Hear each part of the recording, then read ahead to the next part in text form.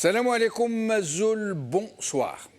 Demain, 6 septembre 2019, sera le 29e vendredi du grand mouvement populaire algérien. De plus en plus d'observateurs qualifient tout naturellement de révolution populaire. Demain sera une grande réponse à la dernière sortie du chef d'état-major de l'armée qui a annoncé depuis une caserne la date de la convocation du corps électoral et la tenue des élections présidentielles contre la volonté populaire qui rejette pourtant, de façon la plus catégorique qui soit, la tenue de quelques élections qui soient dans les conditions actuelles, c'est-à-dire les mêmes que celles qui ont prévalu jusque-là, à la fraude systématique et la désignation par l'armée des pseudo-élus du peuple et tout particulièrement les parlementaires et le président de la République. Si tant est que nous pouvons appeler ce système une république. Et il est particulièrement utile, justement, de rappeler certains truismes.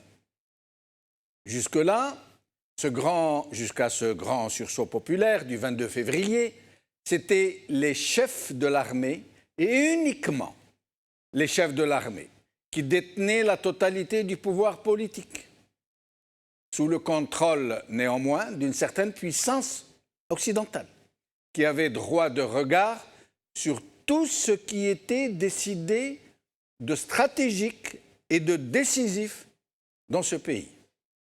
Au point où cette même puissance étrangère en arriva à donner le feu vert pour le coup d'État de 1992 et d'imposer à un quatrième mandat le président Bouteflika alors qu'il était dans la plus totale incapacité mentale et physique de gérer, serait-ce une petite épicerie. Jusque-là, jusqu'au 22 février, le régime avait fini par faire entrer dans les mœurs jusqu'à les banaliser, l'usage de la fraude électorale et du bourrage des urnes, usant de moyens massifs que tout le monde connaît.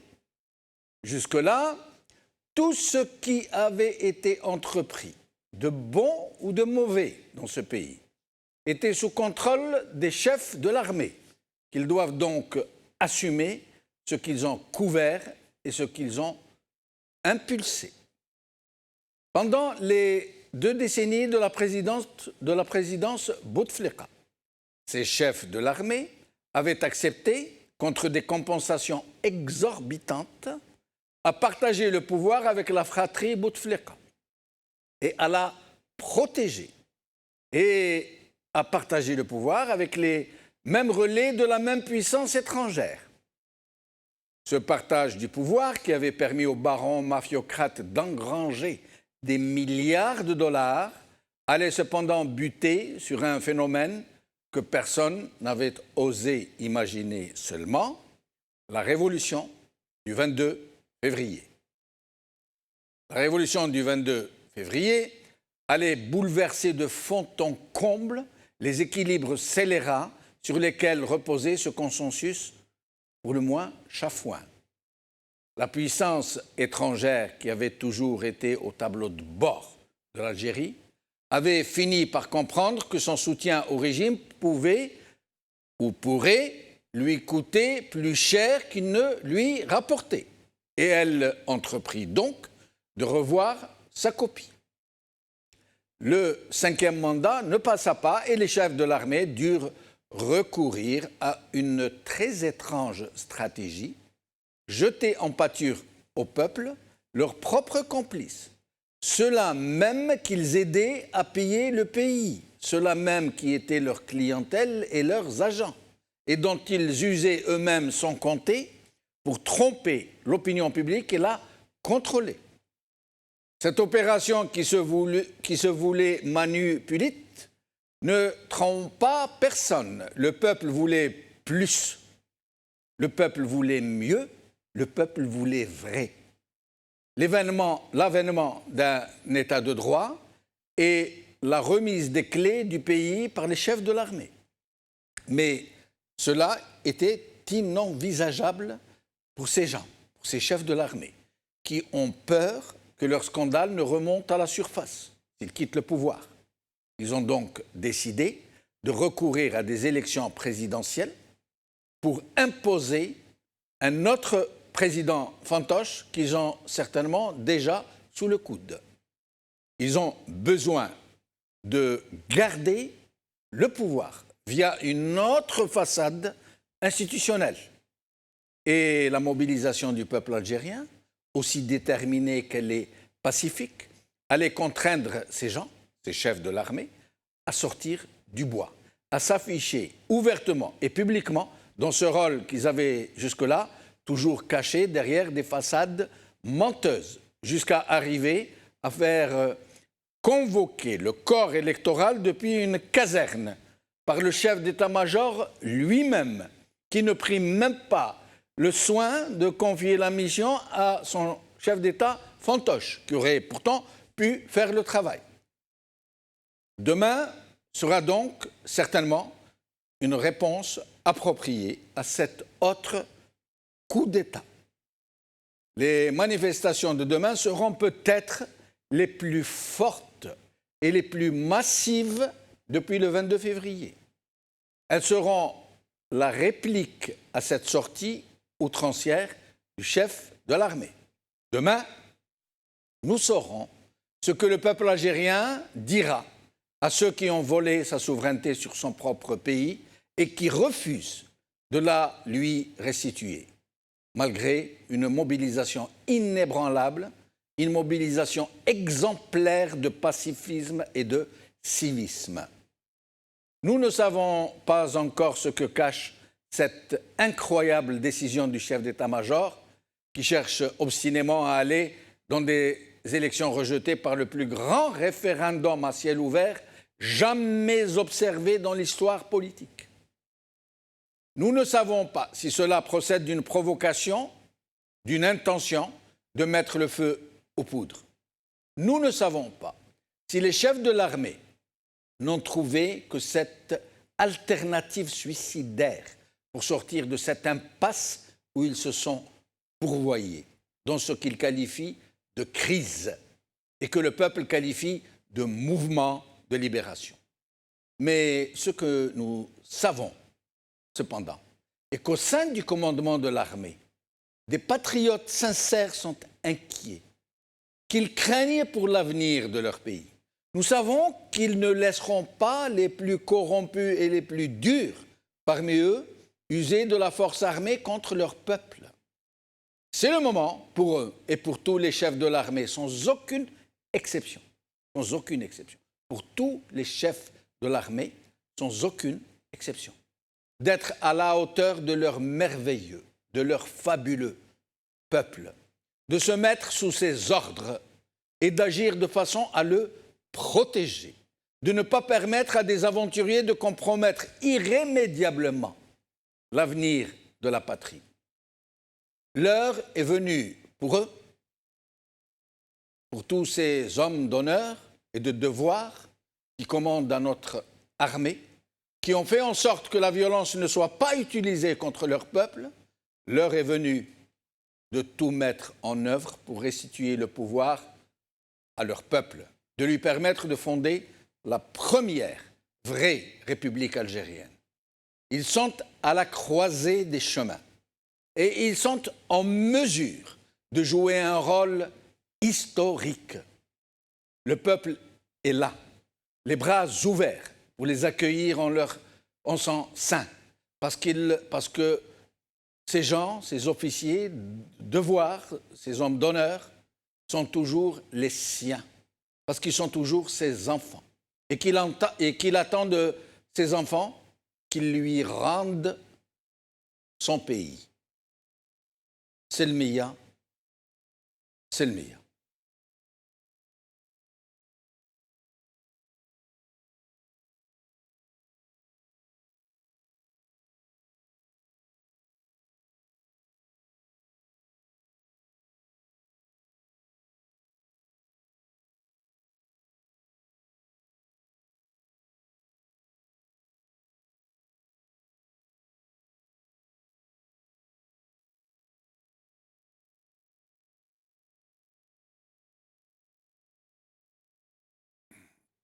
Désolé pour ce petit incident.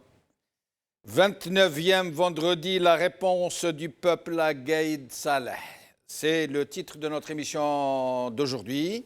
Pour en parler, j'ai ici avec moi mon ami Yahya Bonouar, journaliste, militant pour la démocratie. Yahya, merci d'être avec nous. Merci pour l'invitation. Au téléphone, nous aurons Ali Benouari, ex-ministre, président de Nida Al-Watan.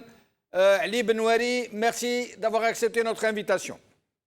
Bonsoir, c'est Nordine. Bonsoir, amis téléspectateurs.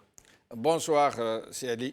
J'étais tenté de vous dire bonsoir, c'est Morad, comme vous m'avez appelé, c'est Nordine, mais je n'ai pas voulu être méchant.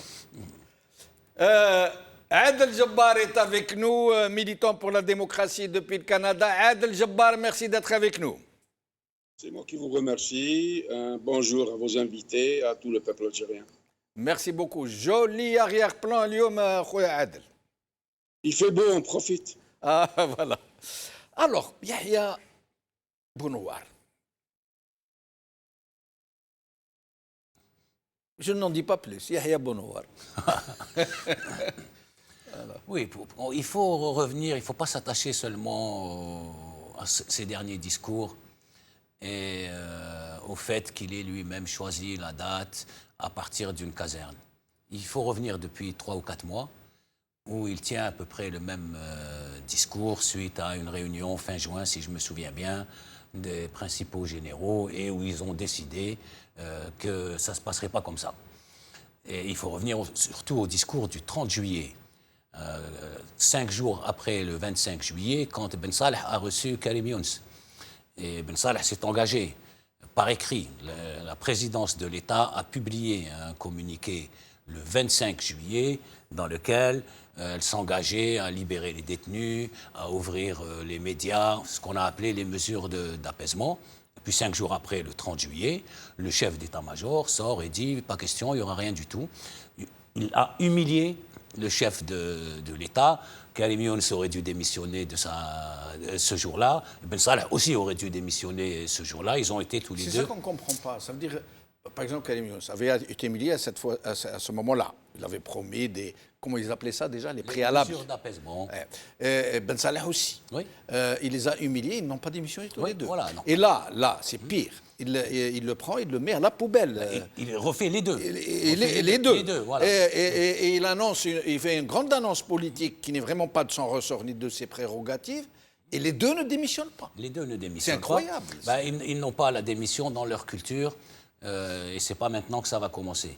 Et donc, ça nous renseigne sur l'état d'esprit. Ils ont décidé de ne pas remettre le pouvoir au peuple algérien à travers des civils élus par le peuple algérien. Ils ont sciemment décidé de devenir un obstacle face aux rêves, aux ambitions de cette génération. Excusez-moi de vous interrompre, mais il y a quelque chose qu'il faut que... comment peuvent-ils insister, s'obstiner ainsi à aller vers des élections présidentielles à très court terme, dont ils savent très bien qu'ils n'auront même pas 10% de participants et qu'ils auront en plus un boycott très actif de gens qui seront dans la rue pour empêcher que cette farce s'accomplisse encore. Comment vous pensez qu'ils veulent vraiment aller à des élections ou c'est juste qu'ils veulent nous piéger? Je pense qu'à partir du moment où ils ont décidé qu'ils ne remettraient pas le pouvoir aux civils, ils utilisent tout ce qu'ils peuvent. Essayer d'aller aux élections, on verra bien, peut-être, mais en tout cas, on ne remet pas le pouvoir aux civils, on ne remet pas le pouvoir au peuple. Ils vont essayer toutes les manœuvres. On sait très bien, cette fois-ci, qu'on est dans un processus révolutionnaire qui dure depuis près de 7 mois, que les Algériens empêcheront cette élection. Elle n'aura pas lieu.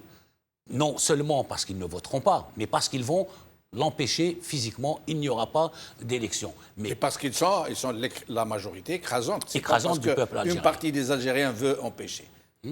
L'autre chose, Fatiha Ben Abou, elle s'appelle Fatiha, je crois, la constitutionnaliste. Oui. Elle a annoncé quelque chose de terrible. Elle a dit que la loi n'interdit pas qu'il n'y ait pas de participation. S'il y a des élections à moins de 10%, les élections seront quand même légales. Et elle a dit les élections pourront se tenir avec un seul candidat. Est-ce que ça annonce quelque chose, ça? Oui, ces gens-là... Cette dame qui a rejoint le panel, il faut le rappeler. Oui, voilà, ces gens-là ont vendu leur âme. Quand quelqu'un parle de cette manière, il a vendu son âme. Quand Karim Younes annonce que finalement il n'y aura pas de conférence parce que les élections vont avoir lieu le plus rapidement possible, il a vendu son âme. C'est-à-dire aujourd'hui on parle d'une élection, ils admettent que cette élection, il y aura moins de 10% de participants, mais ils veulent quand même y aller. C'est pas la peine, il fallait laisser le 5e mandat. Quand on entend parler ces gens-là, pourquoi avoir empêché le 5e mandat ? Parce que le peuple ne voulait plus de Bouteflika, pour avoir un président qui sera encore moins légitime que ce que n'était Bouteflika. C'est totalement absurde. La seule raison, c'est qu'ils ne veulent pas rendre le pouvoir à ce peuple. Il n'y a pas d'autre raison. Et plus, ils sont aujourd'hui, et ils sont conscients qu'ils sont devenus un obstacle aux ambitions de cette nouvelle génération qui veut construire un État de droit. Ils font barrage, comme il y a des barrages partout en Algérie, ils font barrage aux rêves de cette nouvelle génération. Mais après, je vous demanderai pourquoi cette sortie de Gaïd Saleh, parce que c'est suicidaire, y compris pour l'état-major. C'est incroyable. On essaiera d'avoir votre avis sur cette question. Ali Benouari, alors d'abord votre avis à chaud sur ce qui est en train de se passer. Et je rappelle que les événements semblent prendre un tournant un peu inquiétant. Tout à l'heure, à Bjaïa, plus de 25 militants du mouvement Rage qui voulaient organiser une université d'été a très mal tourné. 25 militants ont été embarqués manu militari par le BRI, je crois. Oui. Les BRI, ils ont été malmenés, ils ont été brutalisés. Puis, devant la pression populaire, Bjaïa s'est vraiment organisé pour mettre fin à ce genre d'abus. Ils ont été relâchés. Mais sinon, donc, à chaud, votre avis sur ce qui est en train de se passer et de ce qui est en train de se concocter? Je vais être très clair, si Jamel. Vous connaissez mon point de vue, en général assez sage. Mais je suis obligé de constater aujourd'hui que l'institution militaire a perdu 6 mois précieux. Jusqu'au 9 juillet, elle pouvait se flatter d'avoir accompagné le Hirak en emprisonnant les principaux dirigeants et leurs complices, et en s'abritant derrière la Constitution, qu'on pouvait comprendre dans une certaine mesure, parce que sans Constitution, on aurait été dans un coup d'État. Mais après le 9 juillet, il n'y a plus de couverture constitutionnelle possible. Le président est illégal et le chef du gouvernement, comme je le disais, sa place est en prison. Comment, dans ces conditions, imaginer une élection rapide? Je veux bien. Vous savez que je suis de ceux qui pensent qu'on ne doit pas perdre de temps à discuter de transition, à perdre des années comme les Tunisiens. Nous n'avons malheureusement pas le temps si nous voulons réussir la révolution, parce qu'on ne peut pas la réussir dans la misère. Quitte à forcer la main à la volonté populaire? Non, pas du tout, pas du tout. Au contraire, vous ne m'avez pas suivi. Je dis qu'on ne peut pas tenir une élection quand les conditions ne sont pas réunies. La confiance n'est pas là et on peut comprendre que la confiance ne soit pas au rendez-vous.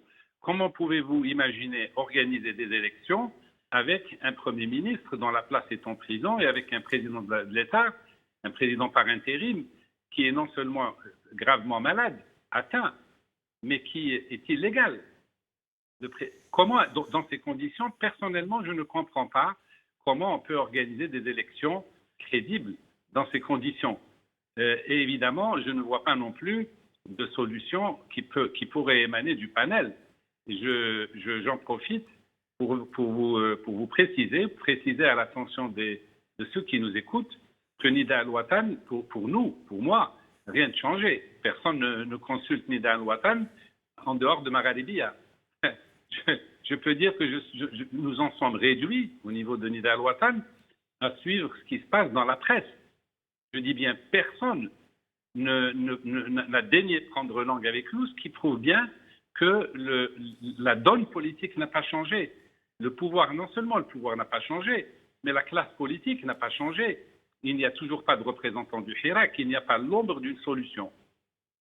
Ali Benouari, vous dites être partisan de ceux qui pensent qu'il faut aller vite aux élections, alors que la volonté populaire est en train de dire non, nous ne voulons pas aller à des élections, quelles qu'elles soient présidentielles ou processus constituant. Là n'est pas le problème. Ils sont en train de dire pas d'élections organisées par des gens qui ont fait la preuve de leur capacité à frauder, à bourrer les urnes. À votre avis, s'il y a des élections, ça ne peut que mal se passer. Il n'est pas possible. Bien sûr, je suis d'accord avec vous. Dans les conditions actuelles, tenir des élections rapides, ça ne tient pas la route. Ça ne tient pas debout. Je vous rappelle qu'on a perdu 6 mois. Ces 6 mois auraient pu être mis à profit pour mettre en place des conditions de déroulement d'une élection crédible. Nous n'en sommes pas là et plus le temps passe et moins on a de temps. Vous vous rendez compte? Comment imaginer qu'une élection crédible puisse se tenir dans les 3 mois? C'est invraisemblable. Oui, mais Ali Benouari, qui aurait pu donc arrêter les conditions de ces moyens, de cette organisation des élections? Si c'est les mêmes, ça revient au même. Non, ça ne peut pas être l'armée, ça ne peut pas être le pouvoir actuel, je veux dire Ben Salah et Bedoui, c'est impossible. Ça ne peut être que une partie non impliquée dans tout ce qui s'est passé dans le désastre. Cette partie, à défaut de l'avoir émergé du Hirak, puisque nous ne sommes pas dans un processus électoral, je l'ai toujours dit. Comment dégager une représentation du Hirak? Ça, c'est le piège qui est tendu. L'institution militaire a confisqué le pouvoir il y a 57 ans. Aujourd'hui, on a l'impression qu'elle se défausse sur le peuple en disant « organisez-vous, faites-moi des propositions ». C'est une plaisanterie. L'armée sait très bien que le pouvoir... Yahya va vous répondre, il souhaite vous répondre, puis je vous laisse poursuivre. Yahya? Oui, juste que je salue Ali Benouari, mais l'ensemble de la société en Algérie, politique, société civile, des universitaires, des intellectuels, il y a des dizaines de propositions. Ce n'est pas vrai qu'il n'y a pas de propositions. C'est l'armée qui refuse toutes les propositions depuis 6 mois en disant élection présidentielle, élection présidentielle, élection présidentielle. Les propositions, elles existent. Non, c'est pas une question. C'est Benoît. Voilà. Ce n'est pas une question de proposition. Moi, ça me fait rire. Quand on parle de ce n'est pas qu'on ne sait pas comment faire. N'importe quel Algérien peut dresser une feuille de route. Comment aller vers des élections libres? C'est très simple. Je vous rappelle en 2 mots ou en 3 mots. Aller à des élections libres, ça suppose une instance indépendante chargée d'organiser tout le processus électoral. C'est pas compliqué. C'est changer la loi électorale, changer la loi sur les médias, changer la loi sur les associations. Tout cela, on le sait. Ce n'est pas donc les propositions qui manquent. C'est quels sont les acteurs qui peuvent mettre en œuvre ce processus. Ces acteurs, l'armée dit, c'est aux civils de me faire des propositions. Alors qu'ils savent très bien qu'il n'y a pas de représentants crédibles dans lesquels tous les Algériens se reconnaissent. Mais Ali Benouari, pourquoi l'armée, les chefs de l'armée plutôt, s'imposent-ils en tant qu'arbitre et c'est à eux qu'il faut proposer? Ils voient. Pourquoi ne sont-ils pas partie prenante? Pourquoi ne s'assoient-ils pas d'un côté de la table et inviter les représentants du peuple à s'asseoir de l'autre côté et négocier leur départ? Oui, je continue à répondre à Yahya Bounoua. Ce n'est pas une question de proposition ou de contenu, c'est une question d'acteurs. Quels sont les acteurs politiques qui peuvent s'asseoir autour de la table avec l'institution militaire? Quels sont-ils? Qui? Le problème, c'est ça. C'est quels sont les acteurs qui, demain, peuvent négocier avec l'armée, que le peuple reconnaîtra comme ses véritables représentants. Et je reviens à vous, Ali Benouari, dans un moment, pour nous dire comment vous voyez, vous, ces représentants du peuple, comment faire pour les désigner. Adel Jabbar, merci d'être avec nous encore une fois. Alors, d'abord, votre avis sur ce qui est en train de se passer, sur ces dangereux développements et aussi sur demain, vendredi, qui va être très certainement une très forte réponse du peuple algérien au chef de l'armée.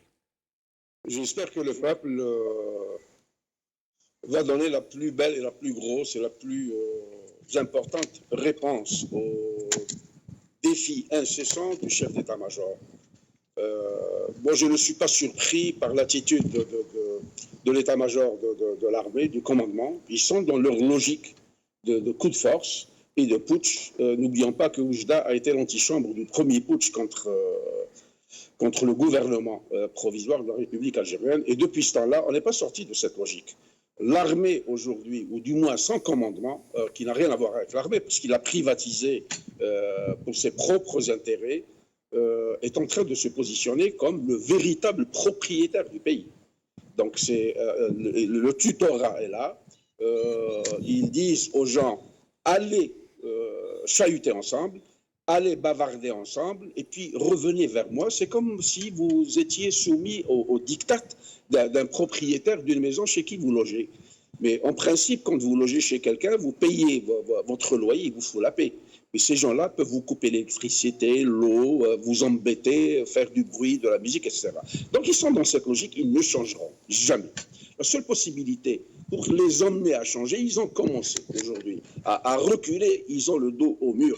C'est la pression populaire. Le peuple algérien ne doit pas baisser la garde du tout, ne doit pas écouter leurs propositions, leurs discours, il ne doit pas leur faire confiance. Il y a un déficit abyssal de crédibilité de la part de ces gens-là depuis 62. Depuis 62, ils n'ont fait que mentir.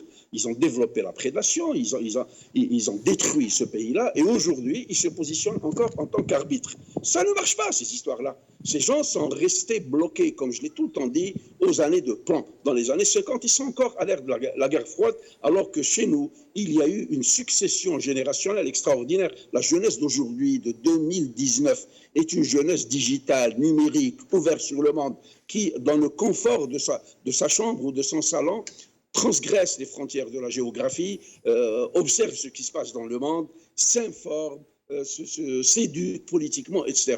Je ne passerai pas sans soulever le rôle extraordinaire qui a été joué par le Maghrébia, qui a été le précurseur dans l'éveil des consciences nationales.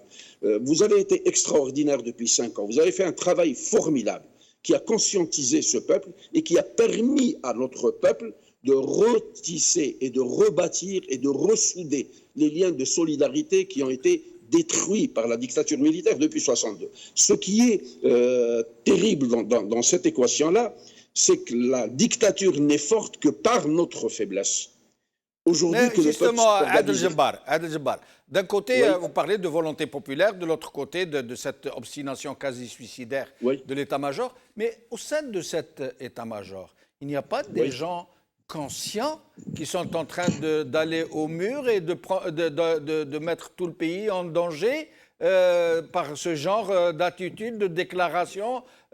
Quelqu'un qui, en tenue de combat depuis une caserne, convoque le corps électoral et arrête la date d'élection présidentielle qui est unanimement refusée par le peuple algérien dans les conditions actuelles? Écoutez, moi j'ai beaucoup de respect pour le promoteur de la théorie des softliners et des hardliners. Moi je n'y crois pas. Adel Houari. Oui, j'ai beaucoup de respect pour lui, mais sauf que je n'adhère pas à sa thèse. Pour moi, le bloc du commandement militaire est monolithique. Ils ont tous les mêmes défauts, avec des qualités différentes. Mais ils défendent tous la même croûte. Je vous donne un petit exemple. Il y a eu des centaines, des milliers d'officiers supérieurs qui ont été mis à la retraite. Aviez-vous vu un officier à la retraite rejoindre la rue et se dire « j'appartiens à ce peuple, je défends ce peuple-là » Makinch. Avez-vous vu un ministre? Moi, je me souviens quand Bouteflika a liquidé des premiers ministres, la déclaration du Premier ministre sortant disait « je fais confiance au président ». C'est des casse-croûteurs, ils sont là pour se protéger. Ils s'en foutent royalement, ce pays-là.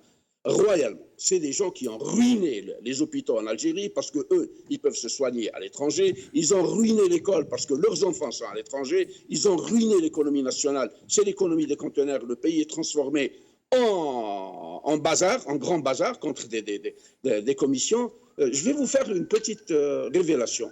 J'ai appelé Constantine il y a une semaine. On m'apprenait que toute la ville de Constantine était fermée parce que la femme, la première ou la deuxième, ou je ne sais pas laquelle, de Qaïd Salah était venue pour une visite médicale dans l'hôpital militaire de Constantine. La ville était fermée. Vous vous imaginez ce que c'est? Est-ce que ces gens-là sont prêts à accepter de conduire leur voiture, d'aller prendre un café avec le peuple auquel ils disent nous sommes de vous et auquel Mais est-ce que, nous appartenons. Adel Jabbar, est-ce que pour autant, il ne faut pas lancer des appels à des officiers au sein de cette armée? Je ne doute aucun instant qu'ils existent par centaines, voire par milliers, qui restent des hommes d'honneur, de devoir, qui ont peur pour leur pays, qui savent qu'eux, ils ne pourront pas partir, que leurs familles ne pourront pas partir demain, si ça tourne mal, à Dieu ne plaise. Ces gens-là aiment leur pays, ces gens-là, on les leurre dans la rue, dans le Hirak, même si eux-mêmes ne peuvent pas s'y rendre. Est-ce que le moment ne serait pas venu de leur lancer un appel pour qu'ils empêchent ces gens suicidaires, ces aventuriers, de nous mener droit au mur? Officiers supérieurs, s'ils veulent rester chez eux, ils n'ont pas à pousser le bouchon pour faire partir 1 ou 2 millions de personnes. Parce qu'on s'attend à ce type de désastre devant l'entêtement de ce commandement-là. Pourquoi mettre dos à dos le bourreau et la victime? Le peuple algérien a été la victime expiatoire de cette junte militaire depuis 1962. Combien d'exilés sont partis en exil? N'avons-nous pas, nous, le droit de retourner chez nous? Et on pense à l'avenir de ces gens-là. Et moi, je pense que nous sommes en train de nous préoccuper d'un bébé qui est gâté. Il faut que ces gens-là acceptent de dire « Nous sommes d'abord Algériens, nous sommes au service de l'Algérie, nous sommes là pour défendre le peuple algérien, nous ne sommes pas là pour coloniser ce peuple-là. Nous devons nous mettre à sa disposition. C'est à eux d'afficher leur couleur. » Moi, je vois un commandant de bord qui est en train de nous mener vers un capitaine de navire qui est en train de nous mener vers un iceberg. Il faudrait l'enlever. Il faudrait que les gens puissent lui dire tranquille. C'est quoi ce genre de défi-là? Restez avec nous, Adel Jabbar. Je reviens à vous dans un moment. Yahya Bounoir, qu'est-ce qui a amené Ahmed Gaïd Saleh à une attitude aussi hallucinante? Tenu de combat depuis une caserne, il décide tout seul, alors qu'il aurait pu confier le boulot à son fantoche de président, de chef d'État. Il aurait pu organiser une quelconque initiative pour faire semblant que ça vient de la société civile. Non, non, lui, il décide de convoquer le corps électoral et de fixer la date au 15 décembre. Il n'y a plus rien à dire. Et même son Karim Younes qu'il a mis sur les rails pour soi-disant donner le change, il l'a mis à la poubelle, comme l'a exigé le peuple. Karim Younes à la poubelle. Qu'est-ce qui a pu motiver une attitude aussi suicidaire? Le passage en force. Ils ont décidé, il y a quelques mois, de passer en force. Je le répète, ils ont décidé de ne pas remettre le pouvoir aux civils. Il l'a dit dans ses 3 derniers discours, ceux qui l'accusent de traître et qui veulent changer le paysage général de l'Algérie. Bien sûr qu'on veut changer le paysage général de l'Algérie. C'est quoi le paysage général qu'il veut garder? C'est un système qui produit de la corruption. C'est un système qui est né avec la corruption, qui vit avec la corruption, qui produit de la corruption et qui a emmené le pays à l'impasse. Et quand il comprend que la très grande majorité des Algériens veulent changer ce système, ils ne veulent pas. Parce qu'on voit l'étendue de la corruption, mais on le voit dans les affaires civiles. Imaginez ce que ça doit être au ministère de la Défense. On n'en sait rien depuis 1962. Personne n'a jamais mis un œil dans ce qui s'y passe. Donc, ils veulent maintenir un système. Mouloud Hamrouch, on a parlé, c'est un système antinational, anti-gouvernance. Alors, je vous arrête un petit instant et je vous rends la parole. Parce que, merci de m'y avoir amené. On pense ce qu'on veut de Mouloud Hamrouch. Bien sûr. Il a été lui-même au cœur au sein des seins du régime. Et il a fait une déclaration à travers une communication sur le journal Le Watan. Je vais vous les lire parce que c'est réellement très, très, très fort. Tout particulièrement venant de lui. Alors, premier paragraphe que j'ai choisi. Le choix n'est pas et ne doit pas être entre le système et le chaos, mais entre le système et une Algérie meilleure. Pour cela, le peuple est en processus constituant tous les week-ends. Il est déjà en processus constituant tous les week-ends. Et sa jeunesse étudiantine tous les mardis, depuis plus de 6 mois. Un mouvement un et indivisible. Fin de citation. C'est très bien résumé. Et le deuxième paragraphe, alors écoutez bien, là c'est vraiment fort de café. Le système algérien n'est pas un modèle et ne ressemble à aucun autre. C'est un non-système, appelé système pour indiquer ses complexes négations. C'est un système liberticide, anti-politique, anti-militance, anti-gouvernance, anti-institution, anti-organisation et anti-national. C'est pour ces raisons qu'il a anéanti l'embryon de l'État, fruit de la guerre de libération nationale, annihilé la loi et détruit la gouvernance. Et c'est ce que veut maintenir le commandement militaire. C'est ça qu'ils veulent maintenir. Et le constat est terrible. Oui, et il dit lui-même, je suis un enfant du système. Venant d'un officier supérieur de l'armée, voilà. venant d'un ancien chef du gouvernement. Et donc, ces gens-là veulent maintenir ceci. Ils veulent... Et d'un candidat à la présidentielle. Oui, en 99, voilà. il s'était retiré avec les 5 autres. Il s'était retiré face à Bouteflika. Face à Bouteflika. Et c'est cette obstination à vouloir à tout prix maintenir ce système qui est suicidaire pour l'Algérie. Pourquoi? Si jamais ce commandement militaire gagne et que cette révolution échoue, ce système va être maintenu. Vous pensez, vous, que cette génération va accepter de vivre sous ces gens-là? Les meilleurs vont partir.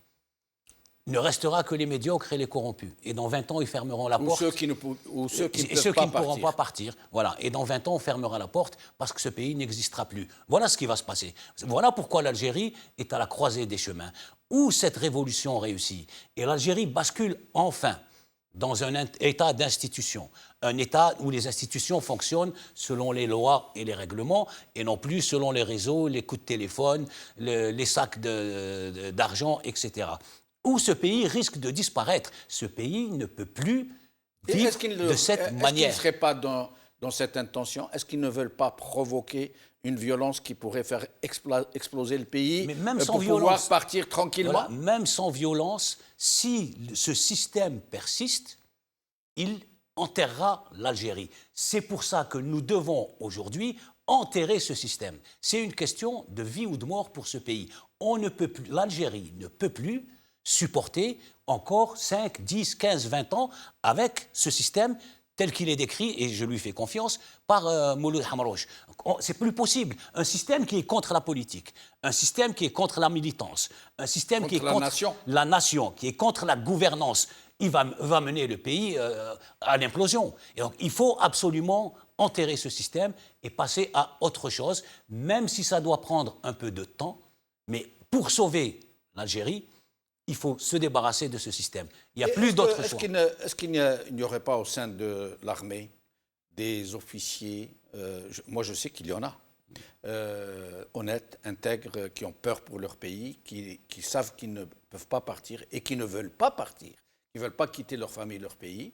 Est-ce qu'ils ne pourraient pas aujourd'hui se manifester, dire à ces gens qui sont en train de nous précipiter dans le chaos que ça ne passera plus comme ça, que ça se passera plus comme ça? Oui, c'est ce que dit notre ami Adil Hawari.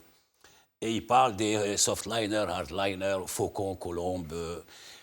On sait très bien que dans les groupes humains, à partir de 20, 30, 40, 50, ils sont traversés par plusieurs courants. Donc on peut imaginer que les militaires, les généraux, le commandement, ce sont des êtres humains. Et ils peuvent penser, avoir des pensées différentes, avoir une appréciation différente de la situation et par conséquent avoir des solutions différentes de la situation. Forcément, ça existe, c'est humain. Ensuite, on est dans une institution militaire, c'est une armée. Et dans une armée, on obéit aux ordres. Et donc, comment ces gens qui existent, bien évidemment qu'ils existent, on en connaît, on connaît leurs enfants. Il y a des enfants de généraux aujourd'hui qui eux-mêmes disent Madaniya, ça suffit, Askariya, et ainsi de suite. Donc, ils sont dans la société. Comment est-ce qu'ils peuvent peser sur leur chef sans que ça soit... ils relèvent du tribunal militaire, sans que... la question reste posée. En tout cas, ces gens-là, ils existent, on le sait, par définition, ils existent. Ces gens-là, aujourd'hui, ont une responsabilité historique. Comment est-ce qu'ils peuvent agir? On ne le sait pas, mais ils ont une responsabilité historique. Il y a aujourd'hui, on est dans une confrontation face à face entre d'un côté le commandement militaire, j'utilise toujours le mot commandement militaire pour ne pas dire l'armée, parce que ce n'est pas du tout la même chose. C'est 40, 50 généraux et la majorité du peuple algérien. Et il y a un moment dans l'histoire où, qu'on soit militaire ou pas militaire, il faut prendre ses responsabilités historiques. Et ce moment est crucial pour ce pays. Si on ne bascule pas du bon côté, on va basculer du mauvais côté et c'est le pays qui est en danger. Mais Yahya, toujours dans ce même angle, il y a des officiers suicidaires qui ont beaucoup à perdre, qui refusent de partir, qui ont peur que demain leur scandale ne ressorte à la surface, donc ils ne veulent pas partir pour ça. Ils doivent garder la combuse pour protéger leur secret, leur gros secret, leur immense secret. Il y a d'un autre côté ceux dont nous sommes en train de parler aujourd'hui, qui sont contre, qui sont pour leur pays, qui voudraient sauver leur pays de ce désastre annoncé. Mais il y a aussi une autre catégorie de militaires, particulièrement chez les ex-DRS, qui, eux, sont contre cet état-major. Pas pour le pays, pas pour la nation. C'est une question comment dirais-je, de guerre pour le pouvoir. Parce qu'ils veulent reprendre ce qu'ils ont perdu. Et eux sont en train de peser d'une façon ou d'une autre, mais très négativement. Ils ne sont ni pour le peuple, ni pour le pays. Ils sont pour eux-mêmes et ils parasitent peut-être l'action d'officiers honnêtes et intègres et hommes de devoir qui souhaiteraient pouvoir contrebalancer l'action très négative de l'actuel état-major.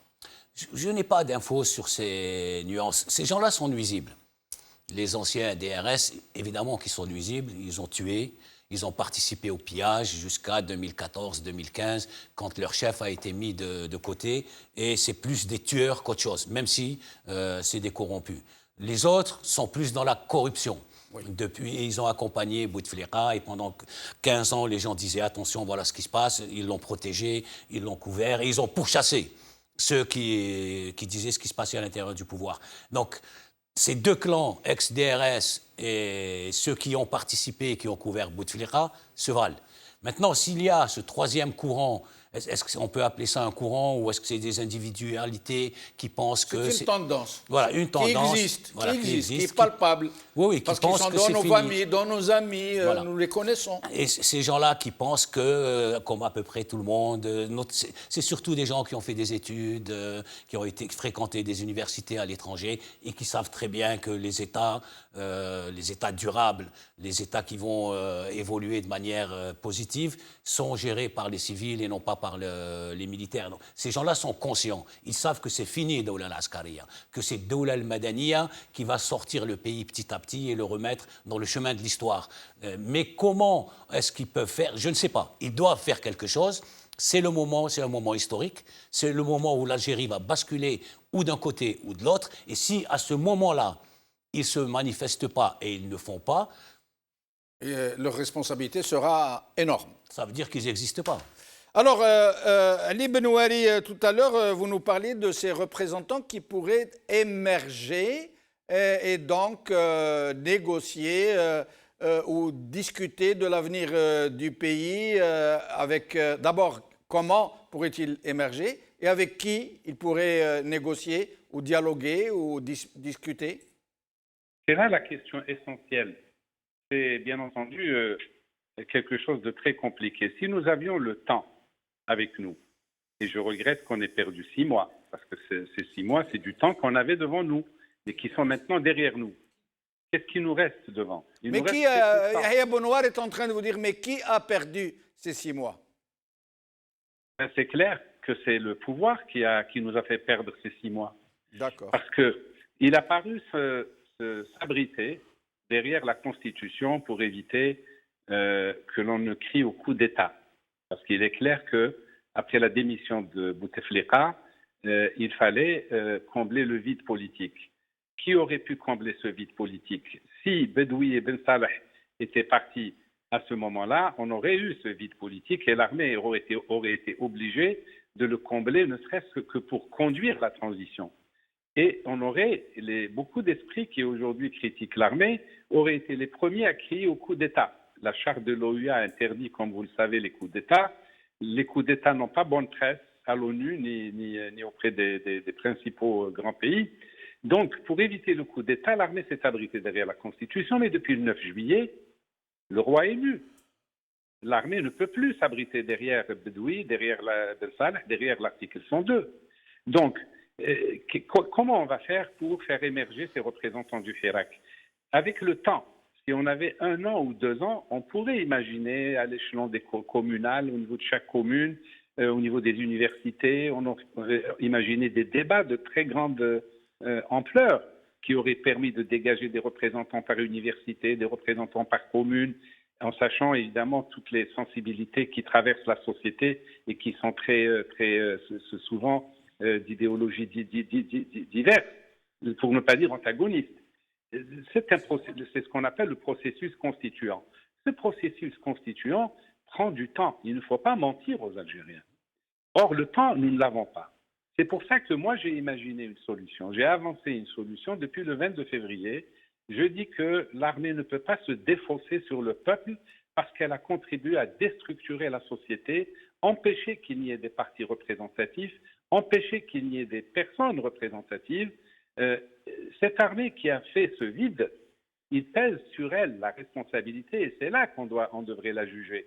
C'est trouver, identifier des gens crédibles et abdiquer, comme un roi abdique au profit de son fils ou au profit de quelqu'un d'autre, au profit d'une république. Abdication publique en chargeant quelqu'un, quel qu'il soit, pourvu qu'il soit crédible, et le peuple est assez mature pour reconnaître si là où les personnes... Oui, mais juste une question, je vous laisse poursuivre. Mais si vous laissez le choix à l'armée de choisir ou de désigner ses représentants parmi, dites-vous, les gens les plus crédibles, elle sera tentée de désigner des gens qui lui sont favorables, voire des nervis, voire des mercenaires, comme elle l'a toujours fait. Si Jamel, vous venez de répondre à la question. C'est clair que si l'armée abdique ou fait semblant d'abdiquer au profit de gens qui lui sont proches, le peuple immédiatement les rejettera. Le pouvoir le plus incontestable, le plus puissant du peuple, c'est de dire non, d'identifier les imposteurs. Si l'armée charge quelqu'un dans lequel le peuple ne se reconnaît pas, immédiatement il sera rejeté. Autrement dit, tout revient à la bonne foi de l'armée. Si l'armée est de... Vous êtes en train de nous dire, pardon de vous interrompre encore une fois, vous êtes en train de nous dire que l'armée, c'est elle qui a tout bloqué, donc c'est à elle de tout débloquer. Elle connaît les gens crédibles, les gens proches du peuple, elle les désignerait et le peuple les accepterait ou les rejetterait par plébiscite? Par plébiscite. Soit il les plébiscite, soit il les rejette. Mais on va plus vite. Ouais. On va plus vite. De cette manière, on va plus vite. Et on arrivera à concilier l'impératif économique, en tout cas l'urgence économique, parce que le temps, on ne l'a pas, avec quand vous dites l'armée abdique, ça veut dire elle abdique sans négocier, elle dit bon, je désigne telle et telle et telle et telle personne, le peuple est d'accord, il crie sa joie dans la rue, et puis elle dit voilà les clés, vous pensez que ça peut se passer comme ça? À ce moment-là, elle revient à ses missions classiques, c'est-à-dire assurer l'ordre public, protéger les frontières, mais abdiquer sans condition. C'est cela. L'armée doit abdiquer, elle doit céder le pouvoir. Et à ce moment-là, la personne qui serait dépositaire de ces clés, de ce pouvoir pendant un temps court, mettons 6 mois ou un peu plus ou un peu moins, cette personne-là, elle, pourrait s'entourer d'un gouvernement provisoire composé de compétences, pourrait s'entourer de gens crédibles pour mettre en place les conditions de la transition. Moi, personnellement, je ne vois pas d'autre solution. L'armée doit abdiquer sans condition. Les gens qui disent on négocie avec l'armée, à mon avis, ils se trompent. Il n'y a rien à négocier avec l'armée si ce n'est son abdication publique. C'est-à-dire que l'armée charge quelqu'un en lui disant voilà, maintenant vous... Et vous pensez que c'est réaliste qu'une partie qui est en position de force, qui dispose de tous les moyens accumulés depuis des décennies, qui sont vraiment centrés en ses mains, qui a l'appui d'une certaine puissance étrangère, qui trouve son compte avec ces gens. Vous pensez que c'est réaliste comme ça, en l'état? Oui, je vous réponds directement, Si Jamel. Oui. Parce que en douter, c'est douter du peuple, c'est douter de la force du Hirak. Moi, pour ce qui me concerne, je n'ai avancé cette solution, cette proposition, que parce que j'ai foi, j'ai une confiance inébranlable. Le peuple ne retournera plus, ne se résignera plus à accepter le fait accompli. Le peuple sortira, manifestera avec d'autant plus de détermination et de violence que ce qui lui est proposé est simple. Ne demandez pas au peuple à la fois de sortir chaque vendredi et d'imaginer des solutions qu'il est incapable. Oui, mais qui pourrait apprécier qu'il y a eu plébiscite ou non? Telle personnalité, par exemple, pourrait être saluée dans telle région et pas dans une autre. Je pense que ce n'est pas aussi manichéen. Ce n'est pas mon problème ni le vôtre, Si Jamel. C'est leur problème. Quand il s'agit de trouver un voyou, ils le trouvent. Et quand il s'agit de trouver un honnête homme, croyez-moi, ils sont capables de le trouver. Nous allons demander l'avis de Adel Jabbar et de Yahya Bonouar. Adel Jabbar, Oui. vous avez entendu? Je vous écoute. Alors, qu'est-ce que vous en pensez? Franchement, il n'y a rien à penser. Pour verser dans la naïveté et dire que ces gens-là vont remettre le pouvoir, ils ne le feront jamais. Ils s'obstinent à garder le pouvoir. Je rebondirai sur quelque chose que vous avez dit tout à l'heure concernant la peur qui semble les envahir ou les habiter, pour dire qu'ils ont peur de partir.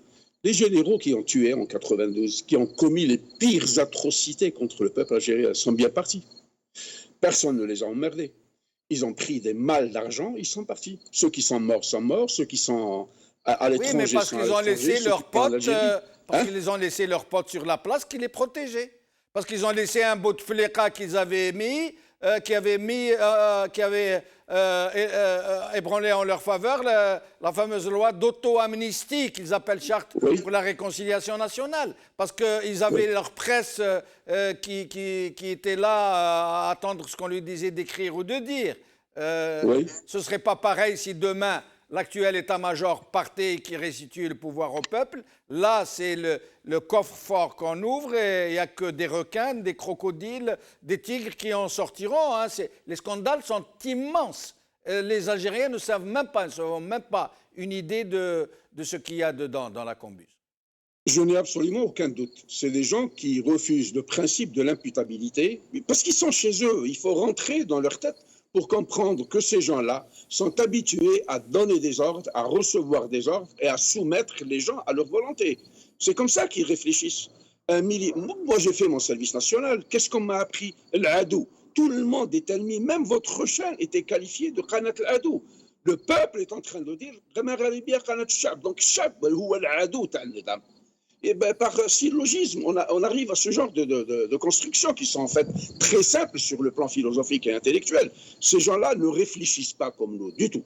Ils agissent en véritables propriétaires. Moi, je l'ai tout le temps dit. En 62, il n'y a pas eu d'indépendance en Algérie. Il y a eu un transfert de bail de colonisation entre deux armées.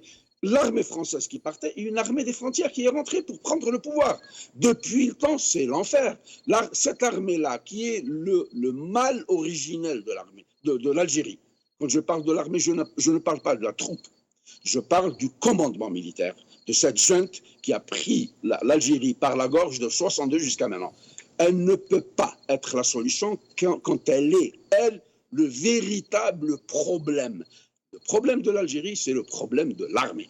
Maintenant, allez dire à ces gens-là, choisissez-nous quelqu'un, et pourquoi il n'y a pas quelqu'un du Hirak, et pourquoi ceci et cela. Il faudrait d'abord qu'ils affichent leur volonté devant tous les Algériens. Moi, je l'ai tout le temps dit. Que Gaïd Salah sorte à la télévision et dit aux Algériens, je vous ai entendu, je vous ai compris, à partir de ce soir, application de 7 et 8. Et vous allez avoir des centaines ou des dizaines de milliers de gens qui vont surgir de ce Hirak-là. Des gens sortiront. Est-ce que l'état-major de l'armée a jusqu'à date affiché clairement sa volonté de discuter, de transférer le pouvoir, de respecter le peuple, de l'écouter, Puis, ils sont dans une violence inouïe. Moi, j'ai recensé pratiquement 27 tentatives de division et de diversion. N'oubliez pas que l'état profond est encore là. Ne dites pas les anciens du DRS, le DRS existe. les hommes de l'ombre, cette imminence grise qui agit dans les sous-sols, est toujours là. C'est elle qui fonctionne. C'est elle qui fait fonctionner cette armée-là. C'est elle qui invente tous les scénarios, la propagande, les pièges, les mensonges, les doubeb électroniques, etc. Ils sont encore là. Ils sont plus puissants que jamais. Regardez ce qui se passe. Les gens passent avec des caméras, ils sont en train de filmer des gens qui pensent être des leaders.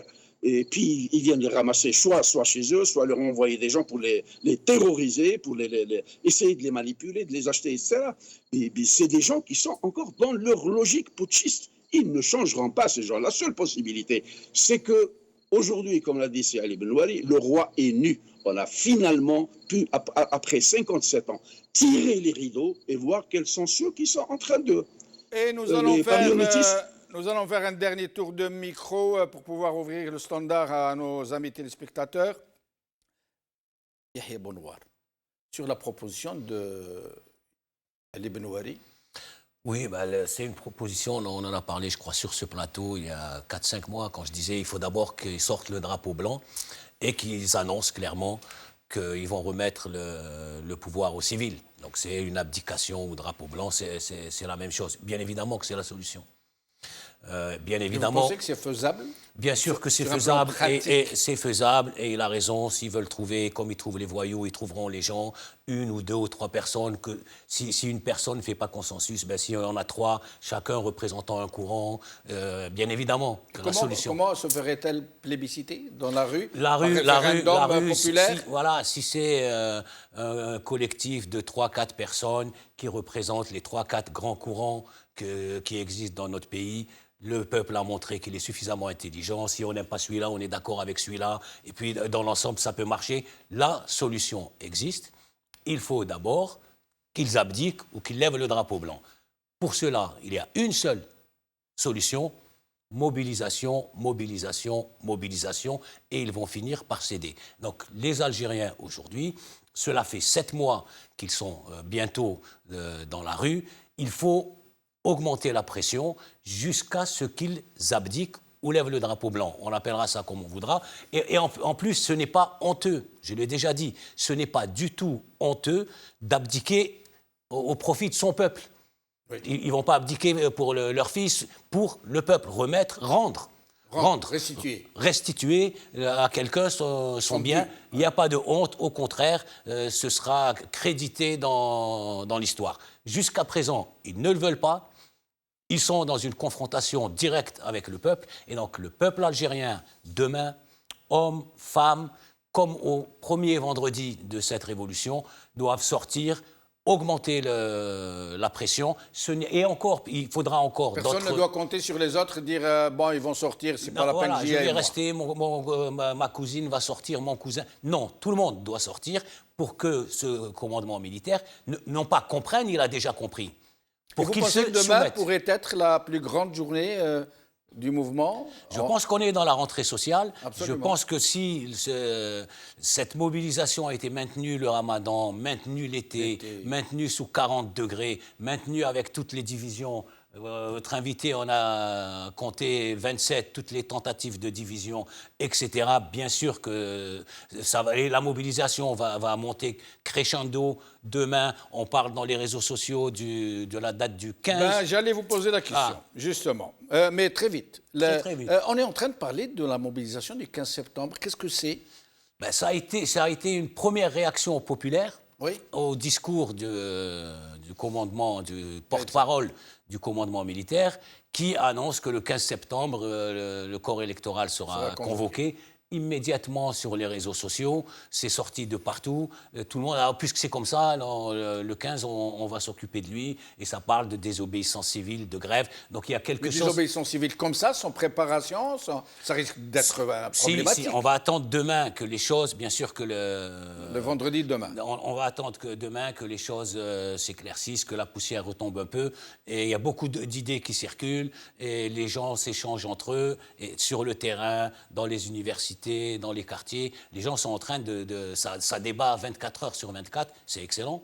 que les gens parlent de politique 24 heures, de partout, hein, ça ne parle que de ça. Et donc il y a des idées qui sont en train d'émerger. On va attendre demain pour voir comment les choses vont se passer. Mais demain, ça va être un très grand vendredi dans cette très grande révolution. Ali Benouari, pour ce dernier tour de micro, à quoi vous attendez-vous, vous particulièrement, qui connaissez le contexte économique, les perspectives très sombres, votre avis, qu'est-ce qui pourrait se passer et qu'est-ce qu'il faut souhaiter? D'abord, il faut savoir que l'armée ou l'institution militaire connaît parfaitement la situation économique et elle sait que le temps joue contre elle. Le peuple connaît également cet enjeu et il doit en faire un allié. Autrement dit, la situation économique ne joue pas contre le peuple, elle joue en faveur du peuple. Parce que en maintenant la pression de vendredi en vendredi, désobéissance civile, des choses comme ça, la plus grande désobéissance civile, c'est précisément les sorties massives par millions de vendredi. C'est cela. En plus, c'est un jour où personne ne travaille, il n'y a aucun dommage qui est créé à l'économie nationale et ça ne donne aucun prétexte à l'armée pour réprimer, donc sous quelque motif que ce soit. Donc, j'ai confiance, l'armée connaît l'enjeu, si la pression populaire se maintient, ils finiront par lâcher. Je suis convaincu qu'ils finiront par chasser le gouvernement bédoui, ils finiront par chasser le président illégal, parce que la situation est intenable et sur le plan international, le monde entier observe et qu'en Algérie, il y a un gouvernement et un président qui sont parfaitement illégitimes. Et la situation économique aidant, il ne faut pas oublier qu'un tiers du budget est consacré aux dépenses de sécurité. Et les premières victimes, ce seront précisément les militaires. Et donc, à mon avis, si le peuple continue à sortir comme il le fait, à manifester comme il le fait, de manière pacifique, l'armée finira par céder, par craquer. Merci Ali Benouari. Adel Jabbar, très vite, parce que nous devons ouvrir le standard. Le mot de la fin vous revient. Le mot de la fin, moi je veux dire au chef d'état-major que le peuple est en train de lui dire depuis 28 semaines qu'il est prêt à fermer les guillemets de la dictature, mais il ne fermera jamais sa gueule. Il faut que Gaïd Salah comprenne que le nom qui est sans cesse prononcé par le peuple algérien depuis 28, demain 29 semaines, le nom est une phrase complète. Il n'a pas besoin de faire une explication de texte. Il faudrait que cette armée-là ou que ce commandement-là comprenne. Les Algériens ne sont pas sortis dans la rue pour une quête de pain ou pour une pinte de lait. Ils sont sortis pour la liberté. La liberté, la dignité n'a absolument aucun prix. Et ils vont arracher leur liberté. Ça va continuer. Il n'y a que la pression populaire qui fera reculer cette junte militaire à se composer et à se remettre en cause et à accepter enfin, pour la première fois dans l'histoire contemporaine de l'Algérie, la souveraineté de ce peuple sur son pays. Merci Adel Jabbar.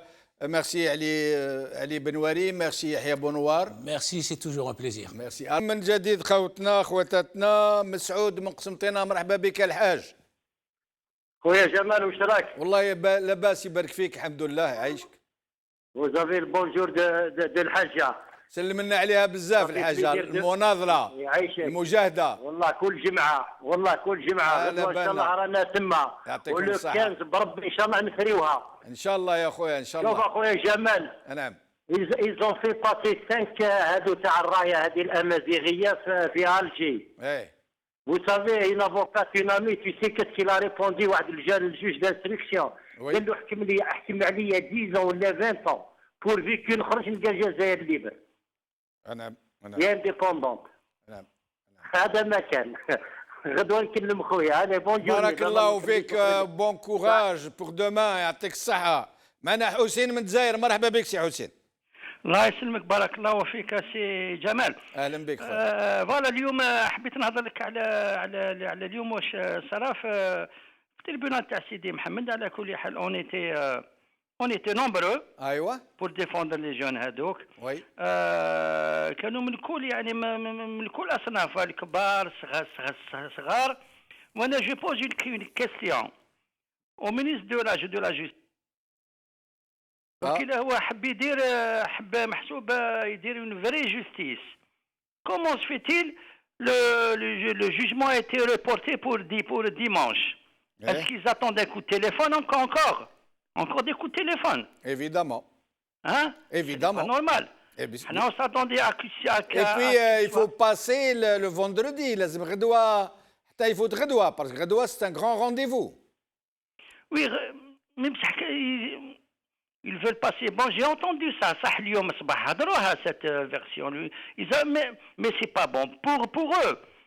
Ouais. S'ils n'ont pas été libérés aujourd'hui, s'ils ne sont pas libérés aujourd'hui, et demain, على بالك حنا كاع نحضروا حنا لي مارش حنا نحضروا لها chaque vendredi, chaque mardi.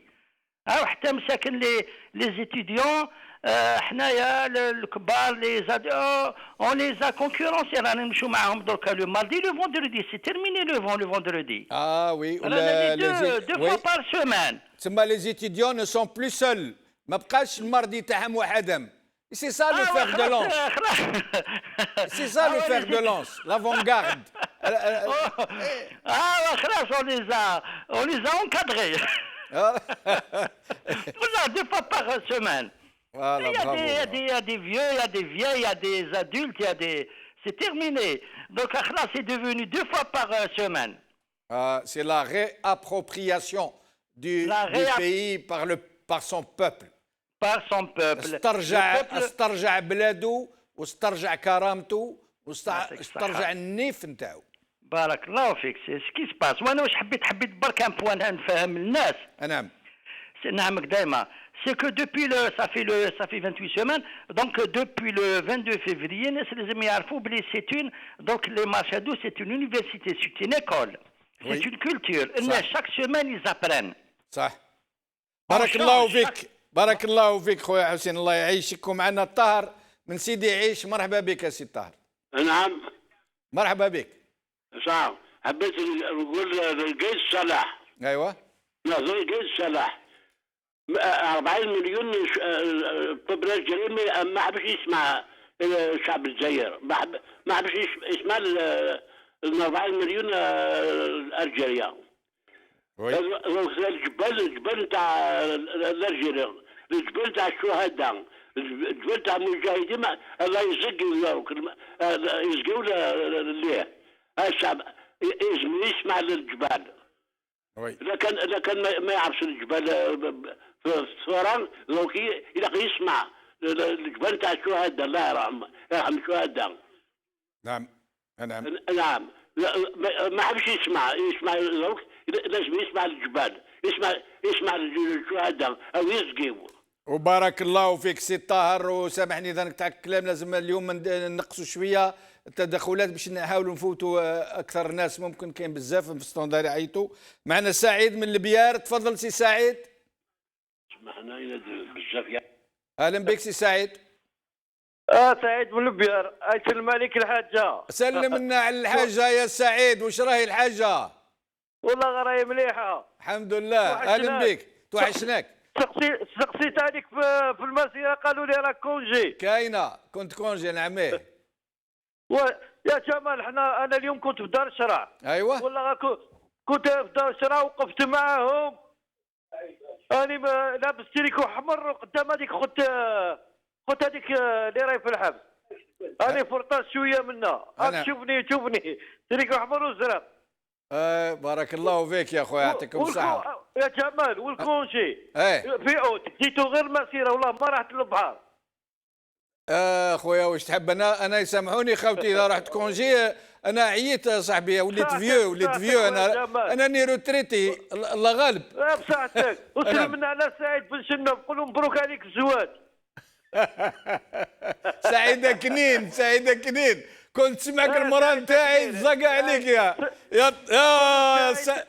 يا سعيد، على بالك كنت سمعك المدام زقت عليك. ما تكسرش راسك. بارك الله فيك خويا سعيد. بقى على خير. تكون معنا محمد من شرقة. مرحبا بك يا محمد. مساء الخير سي بن شنوف. اهلا بك خويا. واش راك؟ Vous nous avez manqué. On est heureux de vous récupérer. Merci beaucoup. شابة هذه. De vous récupérer. effectivement. Bien sûr, vous êtes. Ça, كنت معاكم بقلبي. كنت معاكم بقلبي. Vous nous avez manqué. Merci beaucoup. Moi, je voulais parler de M. Gaïd Salah. أيوة. M. Gaïd Salah, plus il insiste pour les présidentielles, plus il est en train de réveiller les naïfs. Et il confirme chaque semaine que les présidentielles qu'il veut faire passer, c'est une arnaque du peuple. Et plus il insiste sur les présidentielles, et plus les Algériens se réveillent. بالك محمد، بالك وقاعد يعاون فينا، بالك ويدير معنا في الثوره، اختك الشيء اللي يديروا كل مره يزيد في الحراك، هو الحراك يبدا يعيا، هو يدير حاجه اللي يخرج الناس الكل، كيما هاد الخرجه هذه تاع يكونفوكي لي زيليكسيون، غدوه تشوف يخرجوا له الملايين، بالك ومعانا وحنا ما على بالناش. Voilà, il est en train d'obtenir l'inverse de ce qu'il cherche. Absolument, à moins qu'il nous cherche à nous aider. Alors, on le remercie de nous réveiller. C'est la top تاعنا c'est la top تاع الشعب في وسط l'état-major.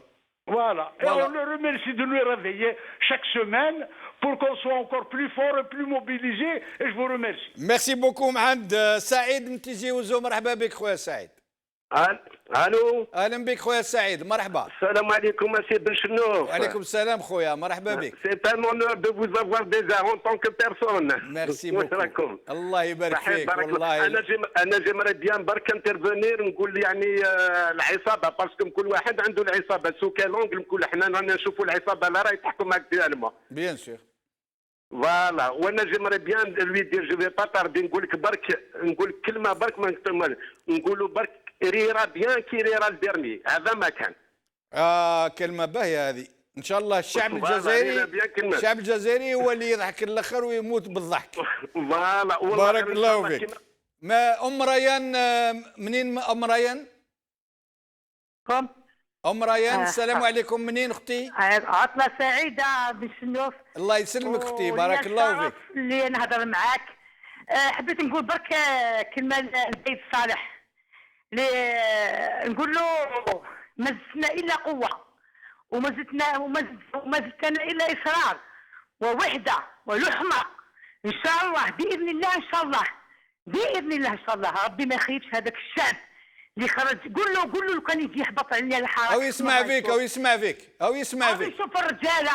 يشوف الرجاله كيفاش يبكوا، يشوف النساء، يشوف العجايز، يشوف الصغار.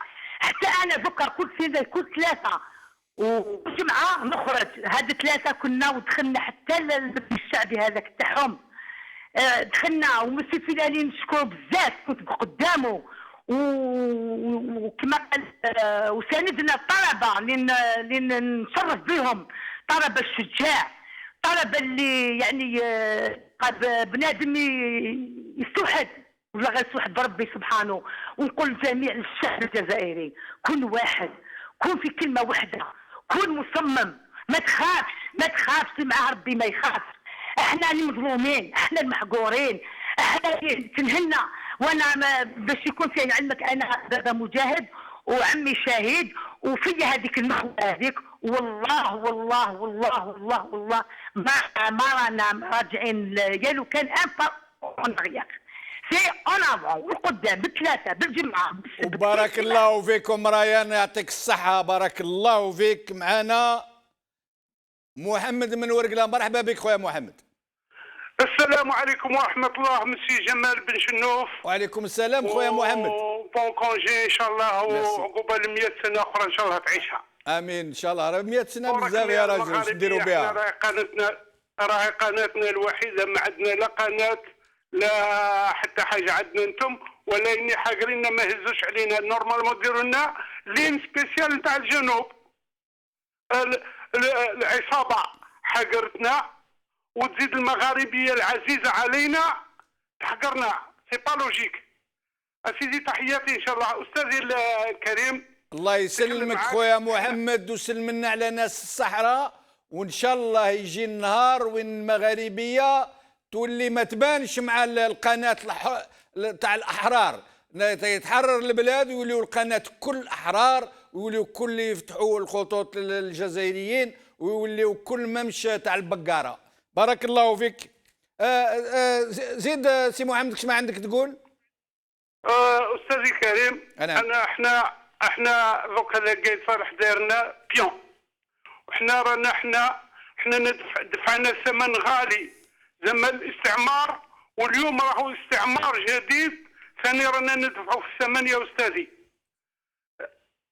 بارك الله فيك خويا محمد. سامحني نقطع الكلام. معنا مراد من الجزائر، نزيدوا جوج ولا ثلاث مكالمات ونرجعوا لونتين. مراد من الجزائر بار سكايب، تفضل سي مراد. مساء الخير جمال الدين شنوف. مساء الجواب تاعنا السياسي اللي نقولوه قايد صالح نقولوا له ديجاج. ادي معاك السرطان اللي راه داير بك وروح. ادي معاك نعيمه صالحي، ادي معاك جميعي، ادي معاك بوشارب بوشوارب، ادي معاك بالخادم، ودي معاك سعداني وروح. الجزائر اكبر منكم جميعا. وقايد صالح ما عندكش الصفه باش تستدعي الهيئه الناخبه. الهيئه الناخبه استدعت نفسها في 22 فبراير وهي راهي تنتخب كل جمعه واحد، والفيرديكت راهو باين، نتائج الانتخابات راهم باينين. القايد صالح وبن صالح الرحلوا. احنا نستحقوا نعيشوا في جمهوريه مدنيه ديمقراطيه حره. نريد حاكم مدني ماشي عسكري، حاكم يحمل الافكار ولا يحمل السلاح. احنا كي خرجنا في 22 فبراير عاهدنا انفسنا اننا اما الحريه واما الموت. يا قايد صالح يهديك ربي، ادي ولادك ودي الدراهم اللي سرقتهم وروح عيش في الامارات، اخطي الجزائر. الجزائر راهي كبيره عليك، الجزائر راهي كبيره عليك وكبيره عليا وكبيره على كل الجزائريين، والجزائر تتسع الا للابناء ابنائها الشرفاء. هذا واش عندي ما نقول. بارك الله فيك خويا مراد، يعطيك الصحه. معنا العيد من لا سويد. مرحبا بك خويا العيد. العيد فقدناه. اسماعيل من خنشله، مرحبا بك سي اسماعيل. اهلا سي جمال. اهلا بك خويا اسماعيل، مرحبا بك يا سيدي. الحمد لله على السلامه. انا راني نسيب عبد الرزاق بن شنوف. نسيب ولد عمي ربي يرحمه. الله مرحبا بك. انا نسيبو خويا جمال قداش المره وانا نحاول باش نعيط لكم ونتكلم معاكم. حنا لهنا في خنشله يا خويا جمال، اوني توش كونتر القايد هذا الظالم، هذا الطاغوت، هذا الصنم هذا. فهمت خويا جمال؟ نعم نسمع فيك خويا، نسمع فيك. انا معتقلون يا خويا 3 مرات وهما يهزوا فيا وغير باش يعطلوني. وشوف راه هو كي السبه نتاعنا راهو الشعب لهنا مدايرين لنا جماعه شياته والكاشير هذوك يدخلوا ساعه يوليو معانا ساعه من. المهم خويا جمال شوف ما يفيدش الكاشير في البلاد اللي اول البلاد اللي هبطت الكادر تاع بوتفليقه. ما خويا جمال خويا جمال كاين رجال لهنا على كل حال كاين رجال بارتو، كاين رجال في كل بلاد، وكاين اللي ما مش رجال في كل بلاد. انا نعرف يا سي جمال الشرطه سيفيل منا رانا رهائن، لهنا رانا رهائن ورانا نخرجوا بالقليل ورانا نناضلوا خويا جمال، وغير باش يعيش ولادنا ونعيشوا في سعاده وامان خويا جمال. ان شاء الله يا ربي يا خويا، ان شاء الله البلاد هذه ترجع ورده. نحبوا الاستقلال ان شاء الله. ان شاء الله. صالح ديجاج. بارك الله فيك خويا، الله يعيشك. معنا صالح من وهران، اهلا بك سي صالح. الله يسلمك استاذ. مرحبا بك. لاباس استاذ؟ الله يسلمك يا استاذ. انا باغي غير هذا قايد هذا ان شاء الله يا ربي ندعو له ربي ان شاء الله ليل ونهار يروح يخلي الناس. كاين الناس قاريه كاين الناس قاريه تجي ان شاء الله. رانا نخدموا في بلادة الناس. ساعدني استاذ. الو نسمعوا فيك سي صالح. واستاذ قلت لك ان شاء الله يجي واحد واعي وان شاء الله يسقموا لنا البلاد. امين. انا في بلادة الناس نتقايسوا. نعم. بارك الله فيك استاذ. بارك الله فيك خويا صالح، يعطيك الصحة. فريد من الجزائر، مرحبا بك سي فريد. الو السلام عليكم. وعليكم السلام خويا فريد، مرحبا بك. سي جمال مرحبا بك. سلمك سيدي.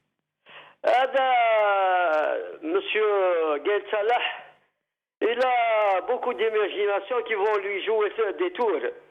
صرات له كيما هذاك لا فابل تاع لا فونتين، الكرابو هذاك اللي شاف لو طورو بغى يولي كيما هو يصوفلي ومن بعد الاخر ولا ترطق.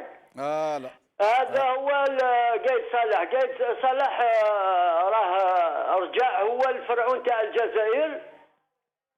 مي واش هو مع الاخر على بالي بلي كيف يترطق.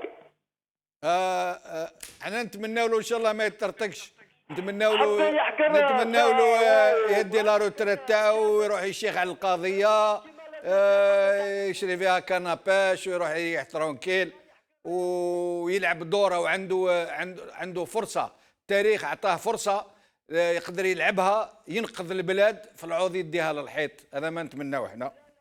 راه مديها درك، راه مديها للحيط. il a beaucoup d'imagination mais il va crever.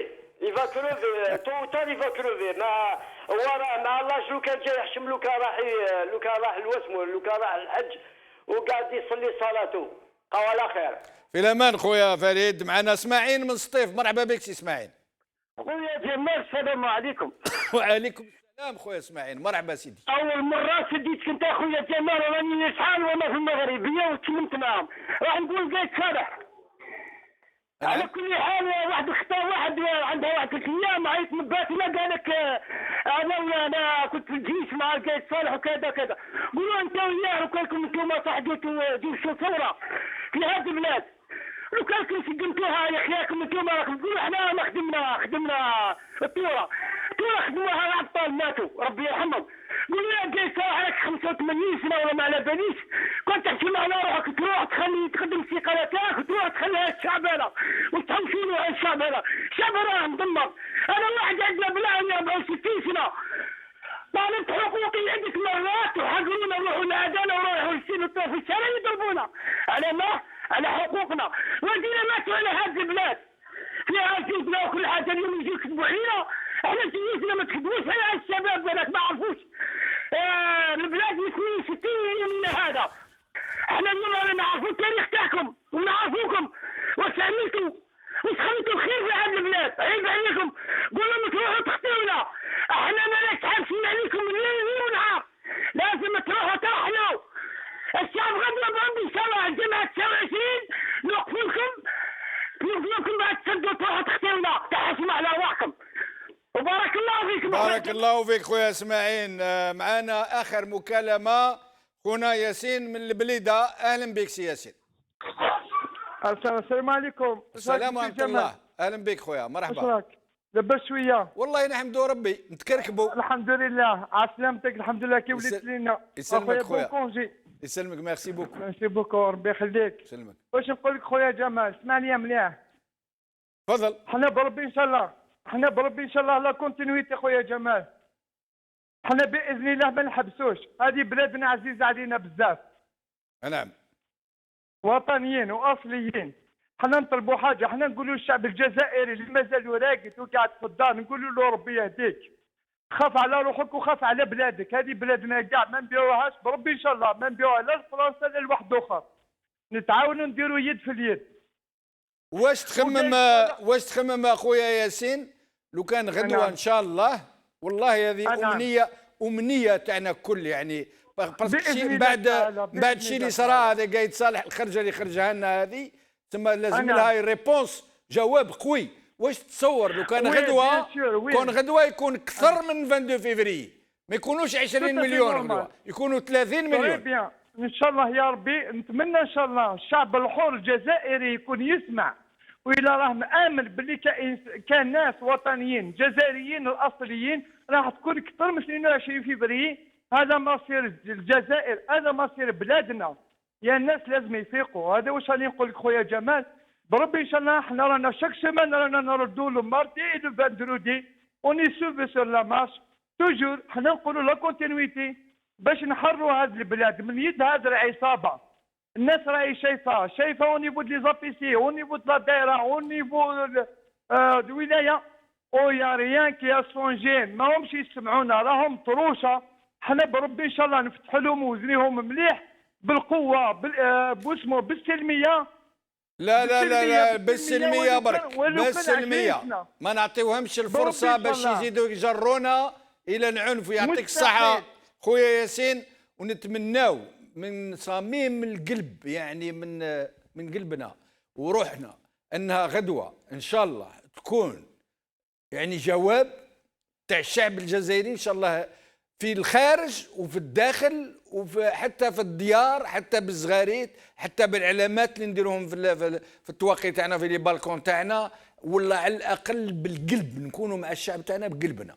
لازم غدوه هذا الناس اللي تولاو على بلادنا وداروها في جيبهم ورفدوا صواردها داروها في لي بنك تاعهم تاع الخارج. غدوه نجاوبوهم بصفه سلميه متحضره ظريفه معنويه، ونقول لهم البلاد بلادنا ونسترجعوها ونوليو نقعدوها على رجليها ونوقفوها على رجليها ونخليوها ورده ما بين الدول ان شاء الله بحول الله. ونخليكم مع هذه الاغنيه تاع خونا واحد اللي يمشي في الحراك كل جمعه.